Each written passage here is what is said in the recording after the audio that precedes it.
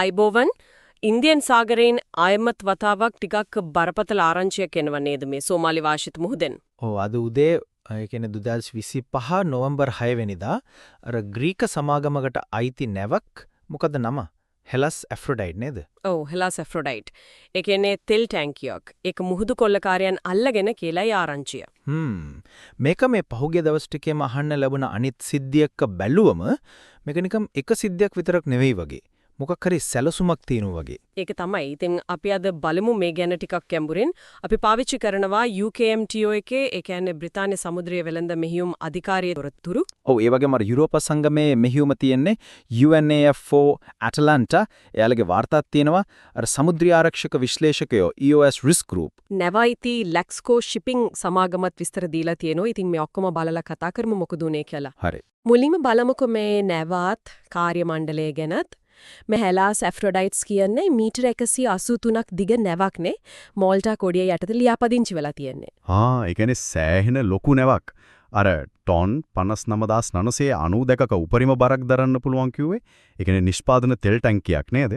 ඔව් පෙට්‍රල් තමයි අරන් ගින් තියෙන්නේ ඉන්දියාවේ ඉඳන් දකුණු ඇෆ්‍රිකාවට. හොඳම දේ තමයි අර කාර්ය මණ්ඩලය ආරක්ෂිතයි කියන එක. දැනට නේද? 24 දෙනෙක් ඉන්නවා කිව්වා. ඔව් යාලා නැවේ අර විශේෂ ආරක්ෂිත කුටියක් තියෙනව නේද? සිටඩල් එක. ඒකින් නෙලු. ඒක නම් සහනයක්. එයාලා එක කතා කරන්නත් පුළුවන් වෙලා තියෙනවා කියලාත් කිව්වා නේද? කලමනාකාරීත්වයට.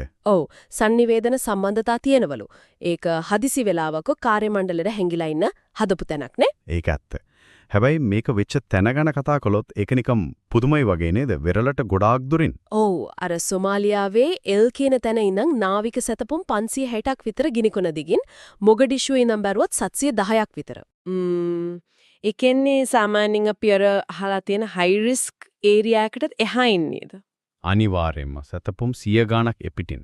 ඒකෙන් තමයි පේන්නේ මේ මුහුදු කොල්ල කාර්යාංගේ වැඩ දැන් කොයිතරම් දුරට පැතිරිලාද යාළගේ ක්‍රම කොහොමද වෙනස් වෙලා තියෙන්නේ කියලා. එතකොට එහෙම කොහොමද යාලා මෙච්චර දුරක ඉලක්කයකට ගහන්නේ මොකක් හරි විශේෂ ක්‍රමයක් තියෙනවද? බොහෝ දුරට යාලා අර මවුනවක් කියන සීන් එක තමයි කරන්නේ නැත්තේ. මවුනවක්. ඒ කියන්නේ එයාලා කලින් අල්ලගත්ත ලොකු නැවක් හුඟක් වෙලාවට දීවර බෝට්ටුවක් වගේ අරන් එනවා. ඒකේ ඉඳන් තමයි අර පොඩි වේග බෝට්ටු ස්කිෆ් කියන්නේ. හරි. ඒවා දාලා තමයි අනිත් නැව් වලට ගොඩ වෙන්න යන්නේ. මේ හෙලාස් ඇෆ්‍රොඩයිට් එකටත් එහෙම සැකයක් තියෙනවා. මොකක්ද ගැනද සැකේ? අර පහුගිය සතියේ අල්ලගත්ත කියපු ඉරාන දීවර බෝට්ටුවක් තියෙන ඉස්මහම්ඩි කියලා. ඒකද මේකට පාවිච්චි කළේ කියලා බලනවා. ඇයි ඒක ගැනම සැක කරන්නේ? මොකද ඒක අල්ලගත්තට පස්සේ අර AIS සිග්නල් එක ඔෆ් කරලා නැව අතුරුදහන් වෙලා තිබුණා. AIS කියන්නේ අර නැව තියෙන තැන එහෙම පෙන්වන සිස්ටම් එක නේද? UNFO අටලාන්ටා එක අර යුරෝපා සංගමේ නාවික ආරක්ෂක මෙහෙයුම එයාලත් මේක හොය ඉඳලා තියෙන්නේ. ඉතින් මෙහෙම අල්ලගත්ත නැව් වලින් දුර මුහුදේ ඔපරේෂන් කරන එක මෙයාලා ඉස්සරහත් කරලා තියෙනවා. නැවේ කපිතාන් UKMTO එකට කියලා තිබුණේ කොහොමද ප්‍රහාරය වුනේ කියලා. එයා කියලා තියෙන්නේ පොඩි බෝට්ටුවක් පස්සෙන් ඇවිත් තියෙන වේගෙන් නැව ස්පීඩ් කරලා මගේරින්න හැදුවත් වැඩක් වෙලා නැහැ. අන්තිමට ළඟටම ඇවිත් පොඩි තුවක්කු වලින් වගේම අර RPG වලින් එහෙමත් වෙඩි තියලාලු තියෙන්නේ. ඊට පස්සේ තමයි නැවට ගොඩ වෙලා තියෙන්නේ. UKMTO එක තහවුරු කළා අර ලොකේෂන් එකත් එක්කම 0.2.5n 0.57 E කියලා. අනික තමයි මේ නැවේ සන්නන්ද ආරක්ෂකයෝ ඉඳලා නැහැ කියන එක නේද? ඒකත් ප්‍රශ්නයක්. ඔව් ඒකත් වාර්තා වෙලා තියෙනවා. සාමාන්‍යයෙන් සන්නද්ධ ආරක්ෂකයෝ ඉන්නකොට මෙහිම ප්‍රහාර වළක්ව ගන්න ලොකු උදව්වක් වෙනවා. මේක දැන් අනිත් සිද්ධියත් එක්ක බැලුවම මොකක් හරි රටාවක් පේනවද? පැහැදිලිවම මේක තනියෙන් වුණ දෙයක් නෙවෙයි. මේකට දවස් 3කට කලින් නොවැම්බර් 3 වෙනිදා තව නැවකට ගහන්න හැදුවනේ. අර ස්ටෝල්ඩ් සගලන්ට් කියන කෙමිකල් ටැංකර් එකට. ඔව් ඒක මාතපයි. ඒක උනේ මොගඩිෂු වලට නැගෙනහිරින් සැතපුම් 330ක් විතර දුරින්.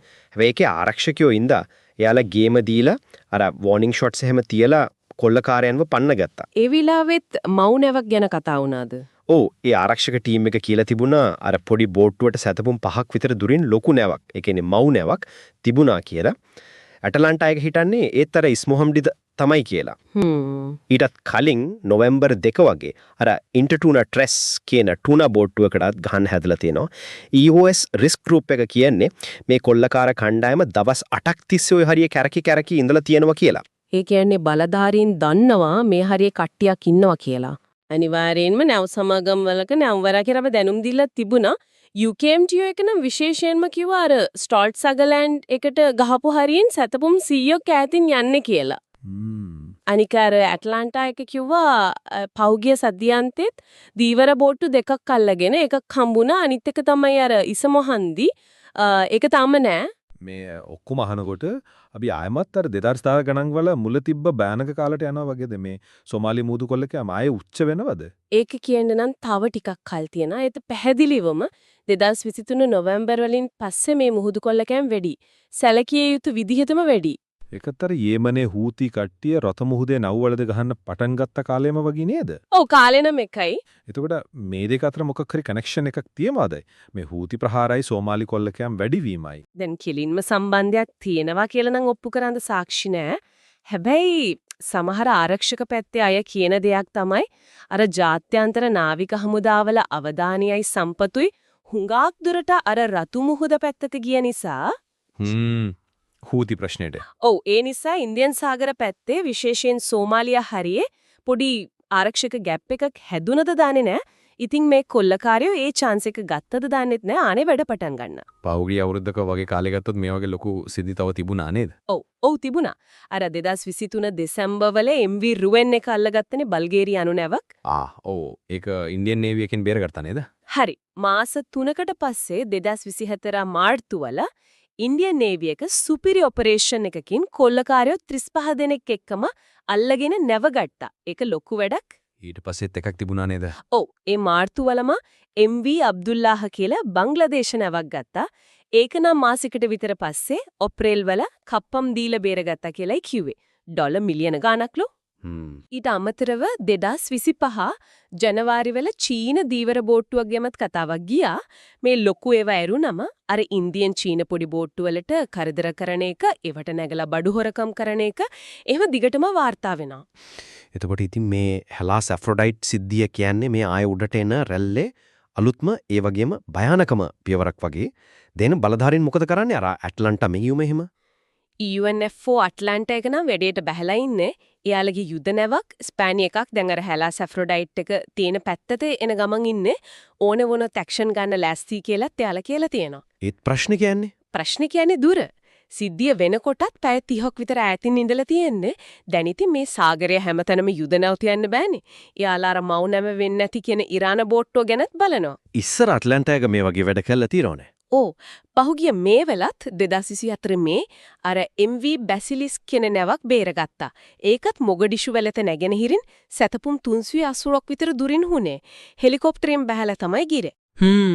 හැබැයි එනදි කොල්ලකාලිය අල්ලගන්න බැරි වුණා. ඒත් එයාලට ඉක්මනට ක්‍රියාත්මක වෙන්න පුළුවන් කියලා ඒකෙන් පේනවා. අර ඉන්දියන් නේවි එක කරපු MV රුවන් ඔපරේෂන් එකත් ඒ වගේම වැදගත්. මේ හැම දෙයක්ම එක්ක අර වාර්තාකරණ එකේ වැදගත්කම ආයමත් මතුවෙනවා වගේ නේද? අනිවාර්යෙන්ම UKMTO එකයි අනිත් ආරක්ෂක අංශයි නිකුත් කරපු මැසේජ් වලත් ඒක පැහැදිලිවම කියලා තිබුණා. මොකක් හරි සැකයක් තියෙන දෙයක් දැක්කොත් නැවක් පස්සෙන් එනම වගේ පොඩි බෝට්ටු අමුතු විදියට මුහුදේ ඉන්නවා වගේ ඕනම දෙයක් ඉක්මනට පුළුවන් තරම් විස්තර ඇතුව අදාළ තැන්වලට කියන්න ඕන. එතකොට තමයි ඉක්මන් ප්‍රතිචාරයක් දෙන්න පුළුවන් වෙන්නේ. ඔව් එතකොට සමහර විට ප්‍රහාරයක් වළක්ව ගන්නත් පුළුවන් වෙයි. එහෙනම් අපි මේ කතා කරපුව සාරාංශ කළොත් හෙලාස් ඇෆ්‍රොඩයිට් කියන ග්‍රීක තෙල් ටැංකියට සෝමාලි කොල්ලකාරයෝ ගොඩ වෙලා කාර්ය මණ්ඩලයේ දැනට සිටඩල් එකේ වෙරළට සෑහෙන්න දුරින් මේක වෙලා තියෙන්නේ අර සාමාන්‍ය අවදාන කලාපෙන් එළියේ. ඔව් බොහෝ විට මවුනවක් සමහර විට අර ඉරාන බෝට්ටුව පාවිච්චි කරලා තියෙන පුළුවන් කියලා සැක කරනවා. ප්‍රබල සැකයක්. ඒ වගේම මේක 2023 අග ඉඳන් පේන සෝමාලි මුහුදු කොල්ලකෑම් ආය වෙඩි වෙන එකේ අලුත්ම බරපතල සිද්ධියක්. හරියට හරි. තත්ත්වය තාම ස්ථාවර නෑ. ඇට්ලාන්ටා යුද්ධ නැවෙන ගමන්. ඉතින් ඉස්සරහට මොකක් වේද කියන්න බෑ. අපි හැමෝම බලාපොරොත්තු වෙන්න ඕන කාර්ය මණ්ඩලයට කරදරයක් නැතුව නවත් එක්ක යාළුව බේරගන්න පුරුවන් වෙයි කියලා. අවසාන වශයෙන් මේ ගැන තව ටිකක් හිතන්න දෙයක් ඉතුරු කළොත් මේ මව් නැව පාවිච්චි කරලා වෙරළේ ඉඳන් සතපුම් 100ක් ගාණක් දුර මුහුදේ වැඩ කරන්න මේ කොල්ලකාරයන්ට තියෙන හැකියාව. මේක අර ඇට්ලාන්ටා වගේ ජාත්‍යන්තර ආරක්ෂක මෙහියුම් වලට මොන වගේ අභියෝගයක්ද? ඒක හොඳ ප්‍රශ්නයක්. මේ කියන්නේ එයාලගේ ක්‍රම වෙනස් වෙනකොට මේ ආරක්ෂක අංශ වලටත් අලුත් ක්‍රම සමහර විට අලුත් ටෙක්නොලොජි එම ඕන වේද මේකට මුණ දෙන්න. ඒකත් හිතන්න වටිනව නේද?